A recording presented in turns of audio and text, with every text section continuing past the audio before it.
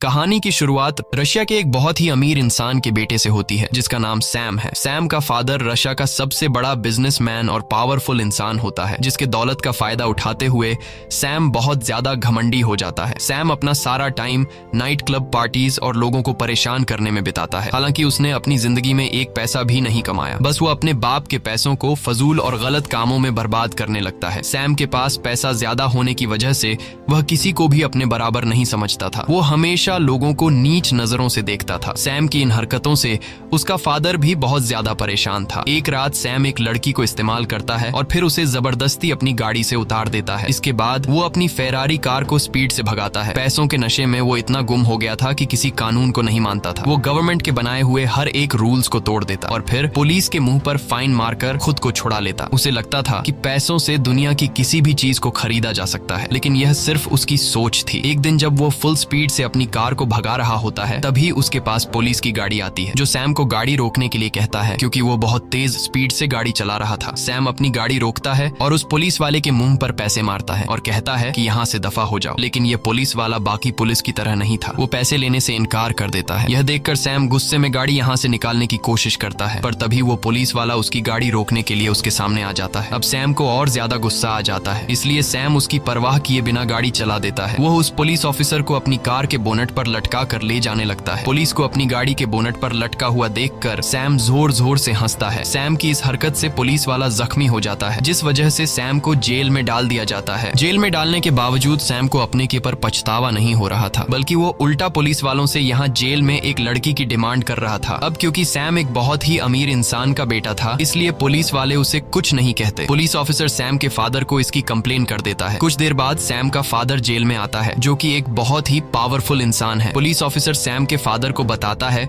कि तुम्हारा बेटा इतना ज्यादा बिगड़ गया है कि वो एक पुलिस वाले को सड़क पर आधी रात को घसीटता रहा और अब वो पुलिस वाला हॉस्पिटल में एडमिट हो गया है। ये सुनकर सैम का फादर उस ऑफिसर से कहता है कि मैं अपने बेटे की गलती के लिए आपसे माफी मांगता हूँ और मैं वादा करता हूँ कि आज के बाद वो ऐसी गलती नहीं करेगा। पुलिस ऑफिसर सैम के पिता की रिस्पेक्ट में सैम को छोड़ देता है। इसके बाद सैम के पिता सैम को घसीट कर बाहर लेकर आते हैं और उसे डांटने लगते हैं, लेकिन सैम पर अपने फादर की बातों का कोई असर नहीं होता। वो अपने फादर के सामने सिगरेट पीने लगता है। दरअसल सैम की मदर की डेथ हो चुकी है और सैम अपने पिता का इकलौता बेटा था, इसलिए सैम के पिता को सैम की हर एक जिद को पूरा करना पड़ता है। और सैम भी यह जानता था कि उसका फादर उसे डांटने के अलावा और कुछ कर नहीं सकता। लेकिन अब सैम का फादर सैम से बहुत ही ज्यादा परेशान हो चुका था। सैम के फादर को एहसास होता है कि अगर इसे रोका नहीं गया तो यह एक अपराधी बन जाएगा, इसलिए इसका कुछ करना होगा। सैम को सुधारने के लिए सैम का फादर अपनी एक दोस्त के पास जाते हैं और उसे सैम की सारी सिचुएशन समझा देता है। वो अपनी दोस्त से कहता है कि मैं किसी भी कीमत पर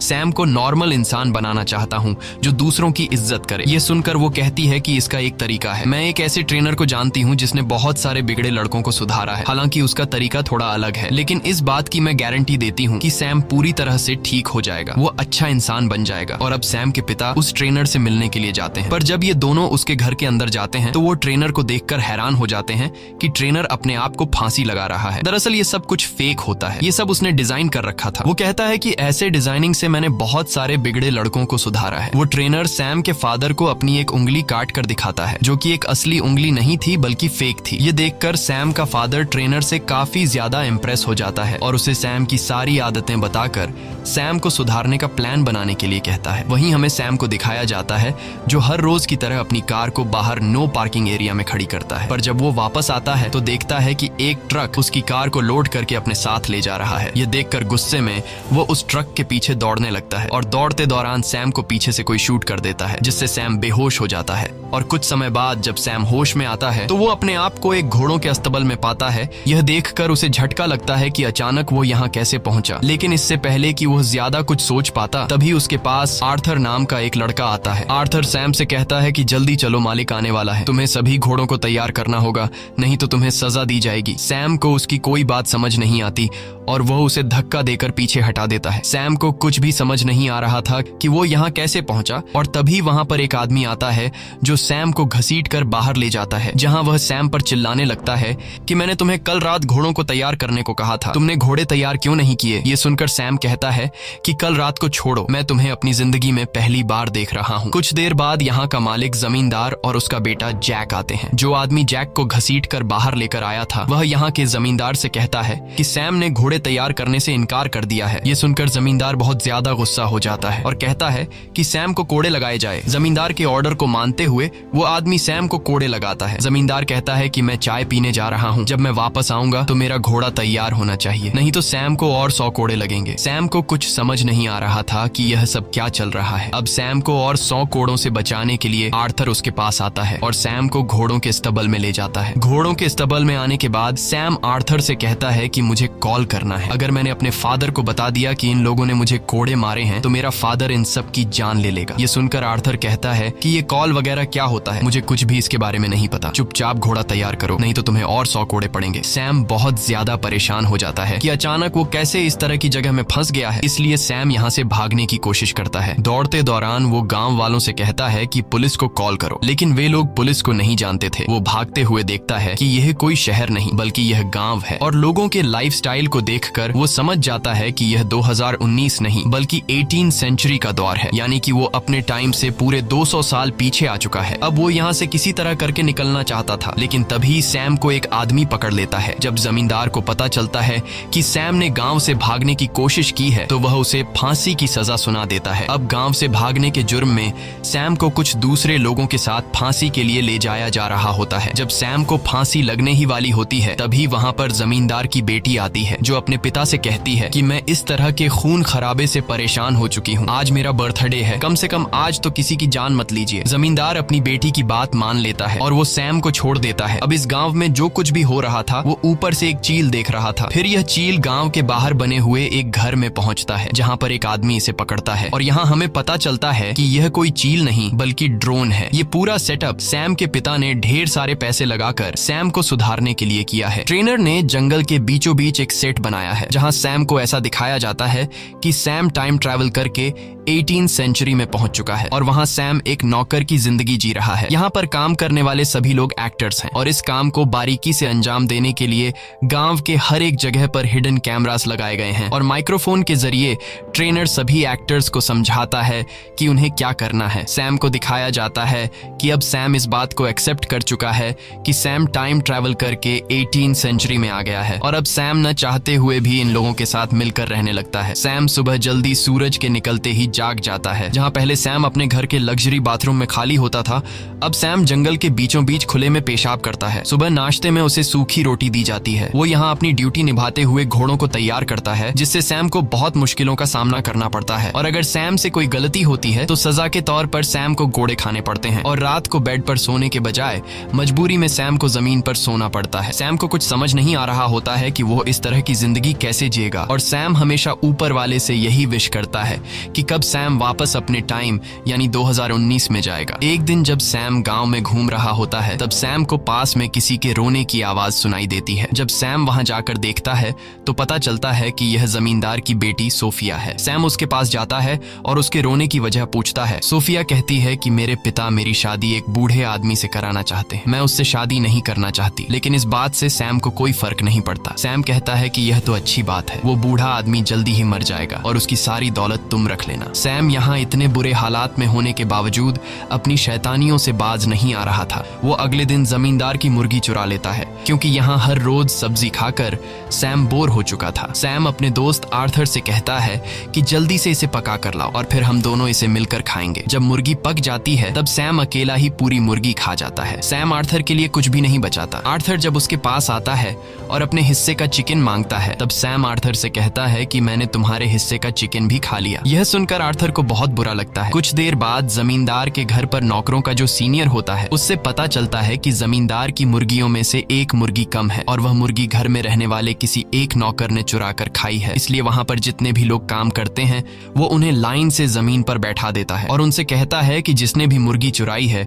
वो अपने आप सामने आए वरना सबको सजा मिलेगी। जब कोई भी मानने को तैयार नहीं होता तब उसे आर्थर पर शक होता है। वो आर्थर को घोड़ों के स्तब्ल में ले जाकर बहुत ही बुरे तरीके से पीटता है। सैम ये सब कुछ देख रहा होता है, लेकिन वो सच नहीं बताता। सैम को सिर्फ अपने आप की परवाह होती है। उसे अभी भी किसी दूसरे को तकलीफ में देखकर कोई फर्क नहीं पड़ता। कुछ देर के बाद आर्थर सैम के पास आता है और अपनी शर्ट ऊपर करके उसे अपनी पीठ पर कोड़ों के निशान दिखाता है, जो कि दरअसल यह एक रियलिस्टिक बनाया गया मेकअप था। लेकिन सैम को यह पता नहीं था कि यह असली में मेकअप है। सैम को सच में लग रहा था कि आर्थर ने मार खाई है, लेकिन यह जानने के बावजूद कि आर्थर ने मेरी वजह से मार खाई है, फिर भी सैम को आर्थर के लिए जरा सा भी बुरा नहीं लगता। तभी वहाँ रोज नाम की एक लड़की घोड़े से उतरती है। घोड़े से उतरते समय सैम उसका अंडरवेयर देख लेता है। यह सब देखकर सैम के दिल में कुछ देर के लिए फीलिंग्स जागने लगती हैं, लेकिन तब उसे रियलाइज होता है कि यह लड़की 18वीं सेंचुरी में भी मॉडर्न दौर का अंडरवेयर कैसे पहन रही है। ये सब समझने के बाद सैम दौड़कर उस लड़की के पास जाता है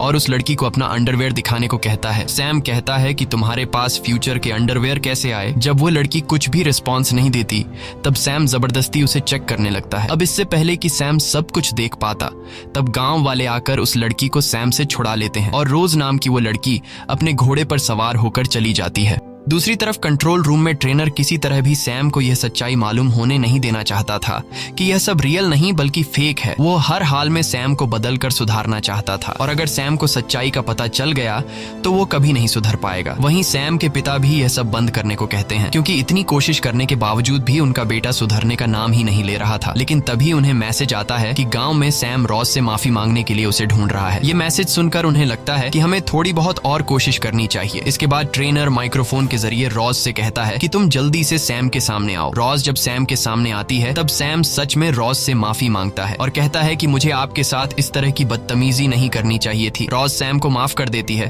और सैम से ज्यादा बात किए बिना वहां से चली जाती है। अब रात को गांव में एक फेस्टिवल होता है जिसकी सब तैयारी करते हैं। यहाँ सब गाते, नाचते और खूब एंजॉय करते हैं। इस फेस्टिवल में सैम भी गाँव के लोगों के साथ नाचने लगता है। तभी जमींदार की बेटी सोफिया सैम के साथ आकर नाचने लगती है। वह धीरे धीरे सैम से चिपकने की कोशिश करती है और कहती है कि मैं उस अमीर बूढ़े से कभी भी शादी नहीं करूंगी। मैं अपने लिए एक खूबसूरत नौजवान लड़का ढूंढ रही हूँ। अगर मुझे कोई नौजवान लड़का नहीं मिला तो मैं खुद को मार डालूंगी। असल में यह सब ट्रेनर का प्लान होता है कि सैम जमींदार की बेटी के प्यार के जाल में फंसे ताकि उसके दिल में इमोशंस आए और वो बदल सके। लेकिन सैम को जमींदार की बेटी में कोई इंटरेस्ट नहीं होता। वो अभी भी रॉज को ढूंढ रहा होता है। वो देखता है कि रॉज एक जगह अकेली बैठी हुई है। ये देखकर वो फौरन रॉज के पास आता है और उससे बात करने की कोशिश करता है, लेकिन रॉज सैम से ज्यादा बात नहीं करती। तभी वहाँ पर आर्थर आता है, जो उसे बताता है कि जमींदार की बेटी तालाब में डूब रही है। ये सुनते ही सैम दौड़कर उसे बचाने के लिए जाता है और उसे बचा लेता है। वो मास्टर की बेटी को बचाकर उसके घर ले जाता है, जहाँ पर मास्टर की बेटी उसके करीब आने की कोशिश करती है, मगर सैम को इसमें कोई इंटरेस्ट नहीं होता। इसलिए वो इसे यहीं पर छोड़कर सीधा रोज के पास चला जाता है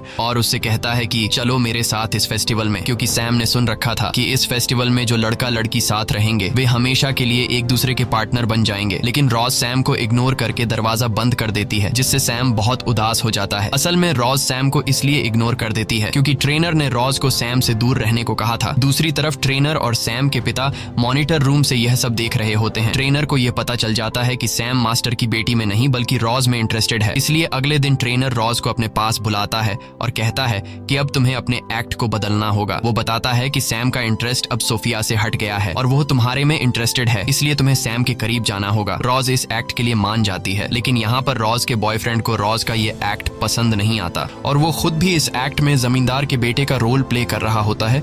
रॉज अपने बॉयफ्रेंड को समझाती है कि ये सिर्फ एक्टिंग है और मैं ये सिर्फ सैम को एक अच्छा इंसान बनाने के लिए कर रही हूँ। ये सुनकर उसका बॉयफ्रेंड उसकी बात मान जाता है। अगले दिन हमें गांव दिखाया जाता है, जहाँ पर जमींदार अपने बेटे जैक के लिए बहुत परेशान होता है, क्योंकि जैक ने शहर जाकर कुछ सिपाहियों को मारा है और अब कुछ दूसरे सिपाही उसे सजा देने के लिए गाँव में आने वाले हैं। इसीलिए जमींदार अपने पास सैम को बुलाता है और उसे कहता है कि तुम मेरे बेटे की सजा अपने ऊपर ले लो, इसके बदले हम तुम्हें आजाद कर देंगे। आजादी का नाम सुनते ही सैम इसके लिए तैयार हो जाता है। वो सोचता है कि हर रोज यहाँ कुत्ते की तरह जीने से अच्छा है कि थोड़ी देर की सजा सह लो और फिर उसके बाद मैं उम्र भर आजाद रहूंगा। कुछ देर बाद सिपाही आते हैं और वे जमींदार के बेटे को ढूंढने लगते हैं। यहाँ सैम कहता है कि मैं ही जमींदार का बेटा हूँ और मैंने शहर जाकर कुछ सिपाहियों को मारा था। ये सुनकर वो लोग सैम को पकड़ लेते हैं और सैम को सजा के तौर पर कोड़े लगाते हैं। कोड़े खाने के बाद सैम नए कपड़े पहनकर आजादी के लिए सीधा जमींदार के बेटे जैक के पास जाता है और उसे कहता है कि मैंने अपना काम पूरा कर लिया, अब तुम्हें मुझे आजाद करना होगा। यह सुनकर जमींदार का बेटा जैक सैम पर जोर जोर से हंसने लगता है। वो सैम को नीचे गिराकर कहता है कि तुम कितने बड़े बेवकूफ हो, इतनी आसानी से तुम आजाद नहीं हो सकते। वो सैम के मुंह पर थूक कर कहता है कि जाओ यहाँ से निकल जाओ और मेरे घोड़े तैयार करो। सैम जमींदार के बेटे के इस बर्ताव पर उसे कुछ नहीं कहता और चुपचाप वहाँ से निकल जाता है। दूसरी तरफ कंट्रोल रूम में बैठा सैम का फादर और ट्रेनर ये सब कुछ देखकर बहुत ही मायूस हो जाते हैं, क्योंकि ये लोग चाहते थे कि सैम को अपने हक के लिए लड़ना चाहिए था। सैम अब इस जिंदगी को एक्सेप्ट कर लेता है। वो हर रोज उदासी में घोड़ों के अस्तबल में घोड़ों को तैयार करता है और वो अपना ज्यादातर टाइम रोज के साथ बिताता है। सैम को रोज से प्यार होने लगा था, लेकिन रोज सिर्फ एक्टिंग कर रही थी। इस तरह से कुछ दिन और गुजर जाते हैं और एक दिन जब यह दोनों घूम रहे होते हैं तभी सैम की नजर आसमान में चील पर पड़ती है। वो रोज से कहता है कि मैं काफी दिनों से नोटिस कर रहा हूँ, ये चील हमेशा मेरे ऊपर मंडराती रहती है। दरअसल ये एक ड्रोन होता है जो हर वक्त इनको ट्रैक करता रहता है और यह बात रोज को भी पता होती है। रोज उसे झूठ कहती है कि मैं इस चील को बचपन से देख रही हूँ, यह हमारे गांव की रक्षा करने के लिए हमेशा हमारे गांव के ऊपर मंडराती रहती है। वहीं हमें जमींदार की बेटी और उसके बेटे जैक को दिखाया जाता है। ये दोनों ट्रेनर से नाराज होते हैं। सोफिया को इस बात का गुस्सा होता है कि उससे मेन रोल छीनकर रोज को दे दिया गया है और जैक भी अपनी गर्लफ्रेंड को सैम के साथ देखकर परेशान था। और अब यह दोनों जब एक दूसरे के साथ अपना दुख शेयर कर रहे होते हैं तो बातों ही बातों में यह दोनों एक दूसरे के करीब आ जाते हैं और ये दोनों एक घोड़े के अस्तबल में जाकर रोमांस करने लगते हैं। वहीं पास से गुजरते हुए सैम और रोज को स्टबल से किसी की आवाज सुनाई देती है और जब ये दोनों अंदर जाते हैं तो रोज जेक और सोफिया को देखकर हैरान रह जाती है। दरअसल जेक रोज का असल जिंदगी में बॉयफ्रेंड है, इसलिए वो अपने बॉयफ्रेंड को एक दूसरी लड़की के साथ इंटीमेट होते हुए देखकर बहुत ज्यादा उदास हो जाती है और वह जैक से नाराज होकर वहां से चली जाती है। सैम भी रोज के पीछे जाता है। ये बात जब ट्रेनर को पता चलती है तो वह सोफिया और जैक पर काफी गुस्सा हो जाता है, क्योंकि इस पूरे सेटअप में सोफिया और जैक दोनों जमींदार की औलाद हैं और सैम की नजरों में ये दोनों भाई बहन हैं। इसलिए इन दोनों के इस हरकत से सैम को शक भी हो सकता था और ट्रेनर का इतनी मेहनत से बनाया हुआ ये पूरा प्लान बिगड़ सकता था। इसलिए ट्रेनर पहले तो इन दोनों को काफी डांटता है और फिर इन दोनों को काम से निकाल देता है। दूसरी तरफ रोज अपने बॉयफ्रेंड को किसी दूसरी लड़की के साथ देखकर बहुत ज्यादा उदास होती है। अब सैम रोज का मूड ठीक करने के लिए उसके लिए कैंडल लाइट डिनर का अरेंजमेंट करता है। ये सब देखकर रोज को बहुत अच्छा लगता है। ये दोनों एक दूसरे से बहुत बातें करते हैं। सैम रोज से कहता है कि जमींदार के बेटे जैक ने मुझे धोखा दिया। उसने कहा था कि अगर मैं उसके जुर्म को अपने ऊपर ले लूं तो वो मुझे आजाद कर देगा। जब मैंने उसके बदले में कोड़े खाए और फिर जब मेरी आजादी की बारी आई तो वो अपनी बात से मुकर गया। उसने मुझे मारा, मेरे ऊपर थूका, लेकिन मैंने उसकी किसी बात का कोई जवाब नहीं दिया, क्योंकि उस वक्त मैं उसके अंदर अपने आप को देख रहा था। मेरी दुनिया में मैं भी ऐसे ही था। मैं हमेशा लोगों को नीच नजरों से देखा करता था। मैंने कभी किसी की इमोशंस की कोई परवाह नहीं की। पर आज मुझे इस बात का एहसास है। सैम की यह सारी बातें सुनकर अब रोज भी उसे पसंद करने लगी थी और पहली बार रोज यहाँ पर सैम को किस करती है। दूसरी तरफ ये सब देखकर सैम का फादर और ट्रेनर बहुत ज्यादा खुश हो जाते हैं और उन्हें लगता है कि अब सैम धीरे धीरे बदल रहा है। दूसरी तरफ असली दुनिया में वो लड़की जो इस एक्ट में जमींदार की बेटी का रोल प्ले कर रही थी, वह एक इंटरव्यू के दौरान सबको बता देती है कि रशिया का जो सबसे अमीर आदमी है यानी कि सैम का फादर, उसने अपने बेटे को एक गांव में कैद करके बंदी बनाकर रखा है। वह उसके जज्बातों के साथ खेल रहा है। यह खबर पूरी मीडिया में आग की तरह फैल गई और सोफिया नामी इस लड़की ने यह अफवाह इसलिए फैलाई क्योंकि ट्रेनर ने उसे काम से निकाल दिया था। सैम के अगवा होने की खबर को सुनते हुए पुलिस इसकी जांच पड़ताल करने लग जाती है। सैम के फादर को जब ये बात पता चलती है कि पुलिस अब यहाँ आने वाली है तो वो ट्रेनर से कहता है कि हमें अब ये सब कुछ बंद करना होगा। ट्रेनर कहता है कि पुलिस को यहाँ तक पहुँचने में टाइम लगेगा, इसलिए हम एक आखिरी एक्ट चलाएंगे जिसमें सैम या तो सुधर जाएगा या फिर हमेशा के लिए वैसा ही घमंडी रहेगा। ट्रेनर कहता है कि अब इस गाँव पर मंगोल्स का अटैक होगा। वहीं गाँव में हमें रोज और सैम दिखाया जाता है, जहाँ पर रोज सैम से कहती है कि अगर हम दोनों अलग हो जाएं तो कभी मेरे प्यार पर शक मत करना, मेरा प्यार तुम्हारे लिए सच्चा है। दरअसल रोज को पता है कि आज इस एक्ट का आखिरी दिन है, इसके बाद ये दोनों अलग हो जाएंगे, इसलिए वो उसे बताना चाहती थी कि वो सच में उसे प्यार करती है। तभी वहाँ पर आर्थर आता है जो इन दोनों को बताता है कि हमारे गाँव के ऊपर मंगोल्स ने हमला किया है, हमें जल्दी गाँव में जाना होगा वरना वे लोग पूरे गाँव को आग लगा देंगे। ये सुनकर रोज और आर्थर गाँव के लिए निकल पड़ते हैं, लेकिन सैम डर जाता है। वो गाँव नहीं जाना चाहता, लेकिन जब वो देखता है कि रोज भी गाँव चली गई है